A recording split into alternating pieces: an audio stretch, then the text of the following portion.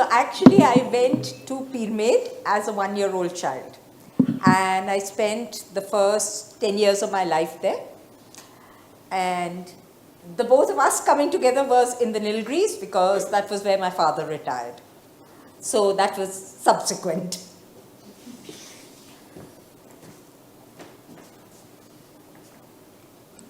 Yeah. I just want to know, do you go back again to your place? Yes, we did. So I hadn't gone for many, many years. And when I did plan to go, and I spoke to Manisha's father about going, he said, don't come back, it's changed so much. Oh. You won't like it anymore. But to be honest, going back was not so bad, except going back to the old house and seeing the old factory, simply because it's changed so much that it's like going to a different place. So over the writing of the book, yes, I did go back a lot because we did the launch of the book at her place, and in fact I handed over the first copy to her grandmother. So yes, I mean, over the writing of this book, I have gone back a few times, and hopefully now I will.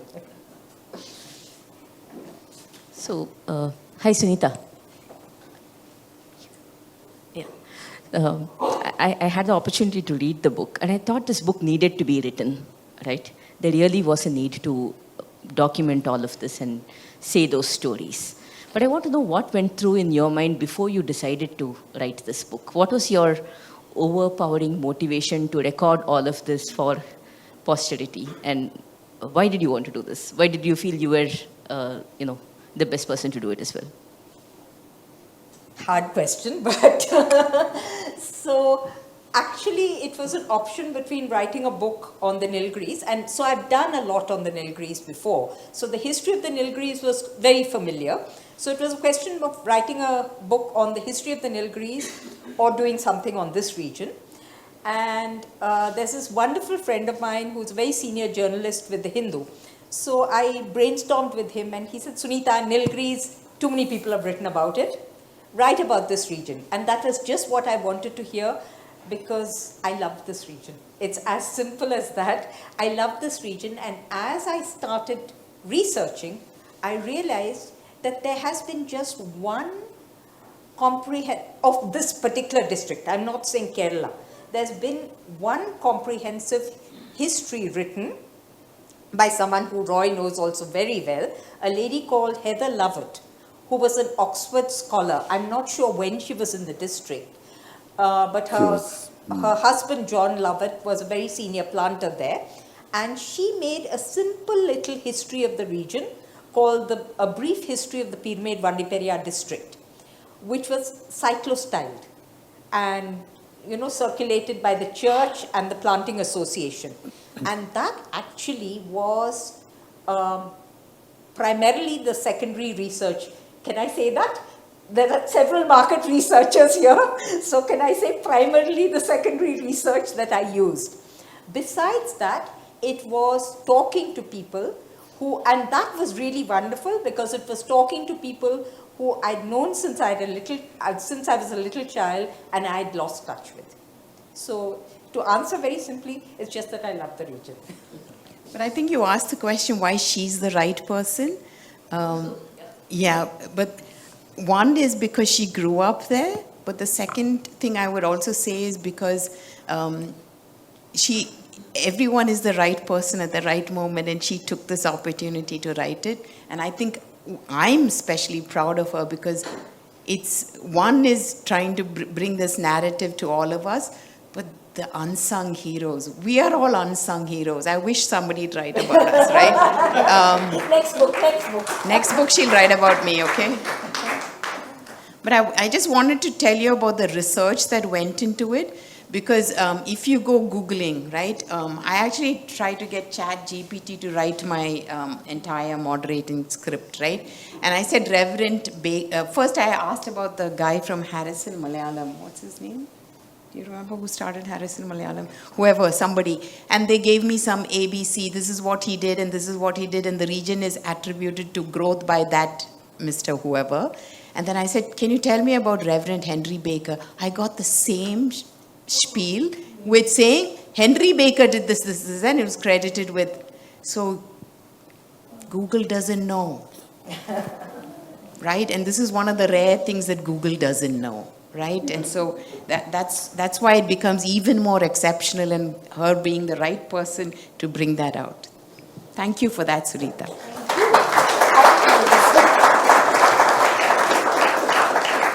Harrison's was Harrison Crossfield, so I don't know whether. It just threw out the same names.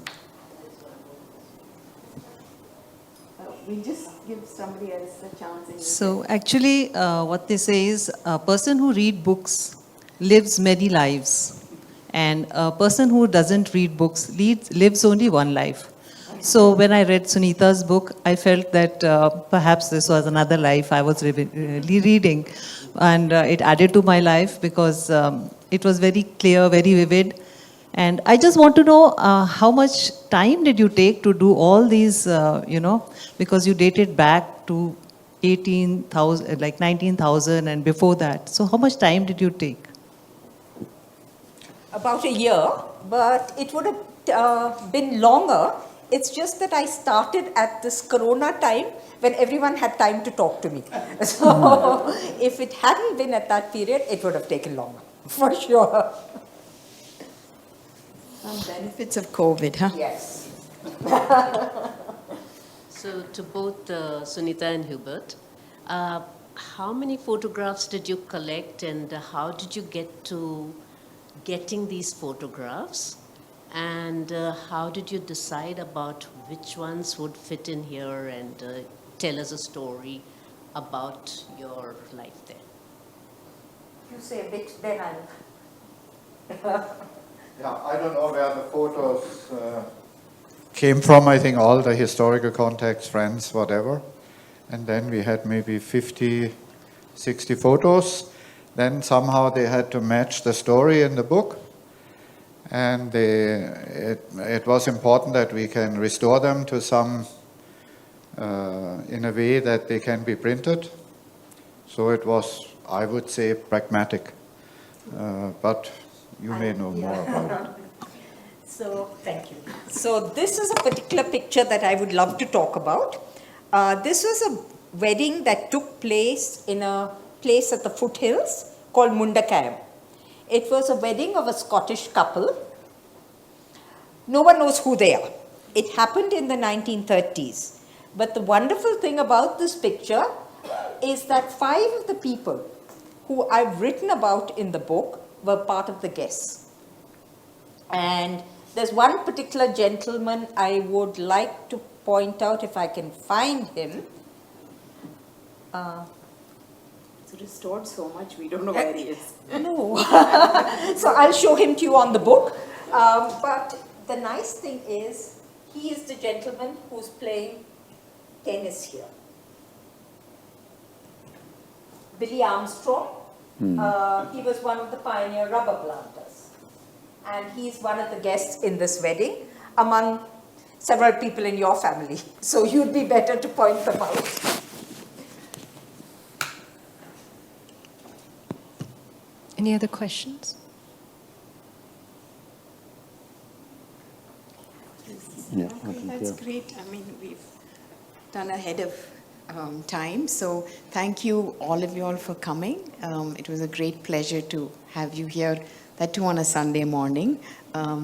It's great that you are not typical Bangaloreans and sleep in till noon. So thank you for coming. Thank you to our great author, right?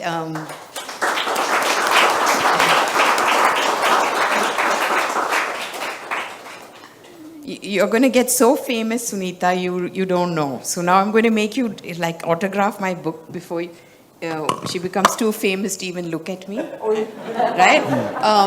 You don't have a pen, huh? No. Okay. And thank you, Hubert, for those very enlightening points about photography and what you did for the book. And thank you, Roy, for the music, right? Was for the music. And then for his stories about... about being a planter. Let me not leave him with being given tainted with the club story. So thank you all of y'all, and thank you all of y'all for hosting this lovely session. So